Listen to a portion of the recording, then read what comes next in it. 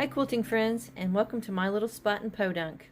My name is Leanne, and today we're going to finish our scallops quilt by adding the sashings and the borders. I put together a PDF of the cutting measurements. It's linked below in the description box, but you don't have to have that if you want to grab a paper and pencil. I'll be giving the cutting measurements as we go along through the video. So let's get started. So the first thing we need to do is cut 14 4.5 by width of fabric strips from our background fabric. From the first 3 strips, we're going to cut off the salvages and cut 6 16.5 by 4.5 inch strips or rectangles. From the remaining strips, we're going to cut off the salvages and stack them all up so we can head over the sewing machine and stitch them together.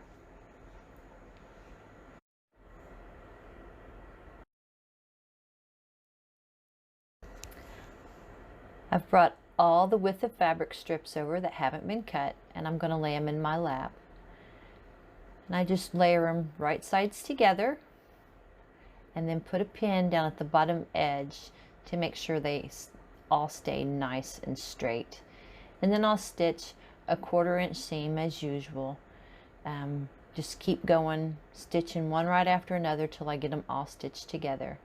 Now I'm going to reach over here to the left and grab the end of that last strip and add another one to the top so I can just continuously sew all these strips together. And then we're going to cut them apart and press them in any direction that we like. If you like this little cutter, I have a code for 20% off at the Purple Hobbies website. It's linked below. Okay, now we need to cut these to usable lengths, and I'm going to use this big paper clip to hold my fabric to my table. I've got my fabric 2 layers, it's folded in half, and I'm just going to put this clamp on there to hold it steady so I get an accurate cut. I'm going to smooth it out and match it up with the lines that are on my cutting mat. And you see that little bathtub up there at the middle of the screen? I'm going to use that to hold my fabric in place so it doesn't fall off the table whenever I cut my fabric.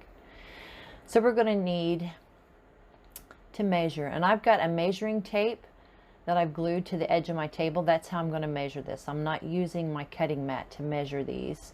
We need 4 56.5 by 4.5 inch strips and 2 64.5 by 4.5 inch strips.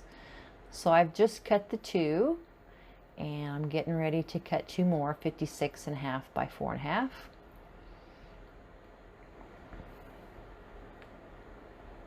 And then I'll just repeat the process to get the last set of strips. Now you're going to notice that I'm going to have a little bit of extra fabric left, and it's because I cut and sew together more strips than I'm telling you guys to sew together. So don't pay any attention to this. I do make mistakes, but at least it's a mistake of too much and not enough.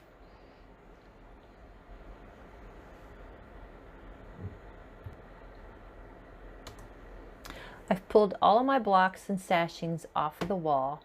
I've got row 1, row 2, and row 3.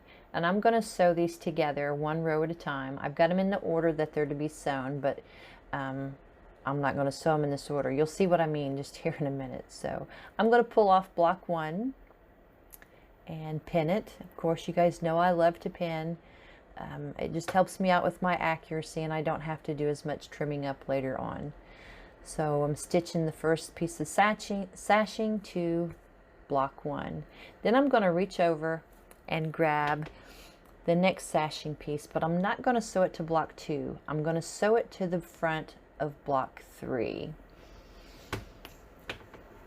I'm just going to do the same, pin it on there and sew it as quickly as I can. Now my thought here was that I could sew all these together without having to cut thread. But you know, we're going to cut thread regardless, and this didn't work out as planned, but it's still a pretty good plan. So I'm going to reach back here and get block 1 with the sashing that I sewed on there, and I'm going to press the sashing out towards the sashing. All of the sashing and borders from now on will be pressed out away from the quilt, towards the outside of the quilt. So now I'm going to grab block 2 and just flip it over on top of block 1 and its sashing and sew it together. And I will continue to do all my rows this way, and then we'll head over to the sewing table. So here we go, finishing up sewing the sashing on, and I thought that I would be able to sew the next block on without cutting thread, but no, it's not going to happen. You know, it was a good idea. all ideas don't turn out to be good ideas, right? So we're pressing that sashing out again.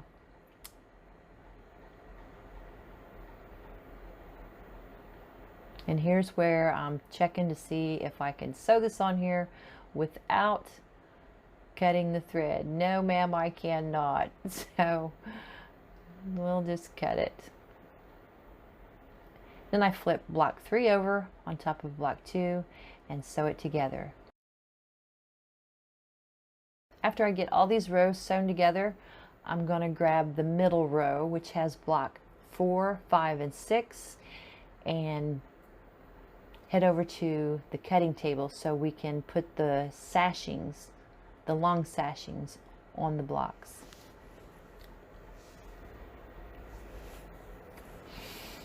Okay, here you can see I've got the 4, 5, and 6 and my 56.5 by 4.5. I pressed a crease in it, and I'm going to line that crease up with the middle seam on the middle block, and then I'm going to put a pin in it to hold it in place. Now this just is a way to make sure that we don't get any puckers or pleats or excess fabric. So I'm going to pin it this end, and then I'm going to start pinning in between the 2 pins. I'll do the same process down on the other end, where I pin the end and then pin in between the middle pin and the end pin.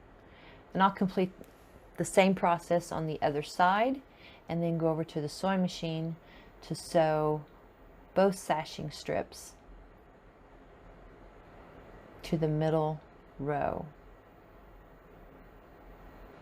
Now it's pedal to the metal, and so we are getting so close to getting this done.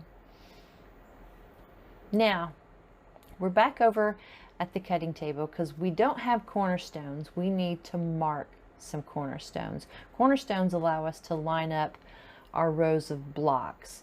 I chose not to have them on this quilt, so we're going to mark where our sashing intersects with our block on the middle block. Just put a little line there and put another one over here. You really don't need this ruler, but it sounded like a good idea. The good visual anyway. So I'll continue to do that on all the sashing pieces that we need to line up. Any pen will work, or a pencil, just as long as you know it will come out or it's going to be hidden in that seam. This is a blue water soluble marker, so it will come out when cold water hits it. So then again, this is row 1. It's got 1, 2, and 3 blocks on it, and we're going to pin it to the sashing up here. So I need to press this out, and then we can add our row 1 to the top. And of course, I've forgotten my pin cushion. I better pull up my sleeves. This looks like it's going to be a rough job. Okay, let's pull this up close so you can see what's going on. And we're just going to line up that blue mark with that sashing seam and put a pin in it. It's just that easy. And what this will do, it will keep our blocks straight vertically. We know we've already got them right horizontally. We just want to make sure that they don't shift vertically and look like they're zigzaggy on the quilt top. Just stick a pin in it, and I'll continue to do that on all the sashing pieces that come together. I'll pin 1, 2, and 3 on this side, and then on the other side that we've got sewn on there, the other stashing side, we'll add 7, 8, and 9, and sew them all at the same time. Of course, you know I'm going to add more pins in between these pins on the blocks.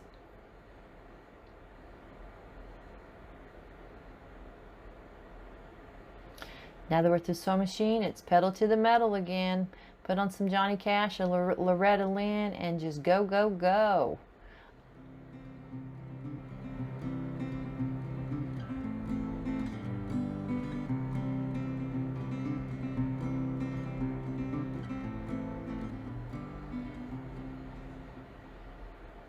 Now for the inner borders, the white inner borders, I'm put them on the same way that I did the sashing, folding it in half, making it a crease, and pinning where that crease meets that middle seam. And I'll do the second border the same way, and I'll also do the black the same way, the final border the same way. And here I am cutting the final border, which is black, and you need 7 5.5 by width of fabric strips. Cut those salages off, and we're going to sew them together just like we did the sashing strips.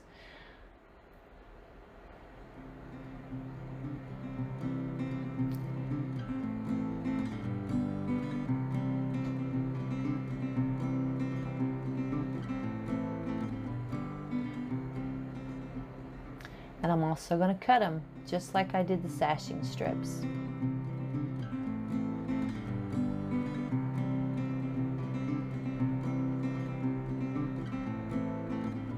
And it's back over to the table where I pin them on, making sure everything is nice and flat, evened up, and I made a crease in the center. And back to the sewing machine. We're there. We're almost there, guys. We are so close. We just got to quilt this girl up. She'll be done in no time. I can't tell you how much I just love this quilt. It's so quick and easy. All right, here we are. We're done. I wanted to show you my label. It's just a real simple label. I've done a tutorial for this that will be linked below in the description box. And I put my labels on before I quilt it, so they're quilted into the quilt and it can never be removed. Now the backing, I forgot to put the backing on the PDF, so there's the backing yardage that you need, and I just cut it in half and then sewed a 1/4 or a 1/2 inch seam all the way across. And for binding, I also have a tutorial for binding. Now I do mine a little bit different. It's you can see the stitches on both sides and it lands right on the binding. This is my favorite way to do machine binding. When I do it, most of the time I like to do machine stitched on the front and then hand stitched to the back.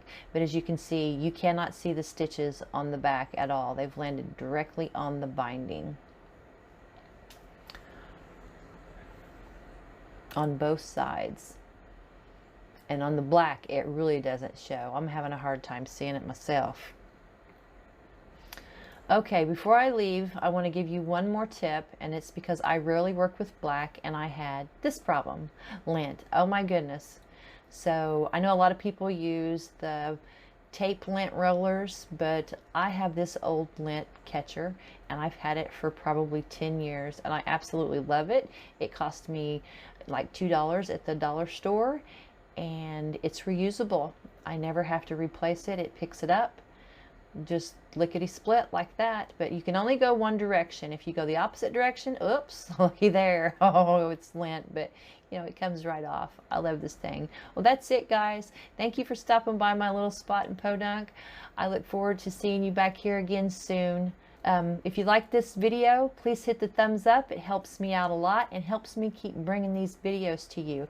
And leave a comment down below telling me what it is that you would like to see, or something that you haven't found on YouTube or the internet that would help you learn to quilt. Leave me a comment.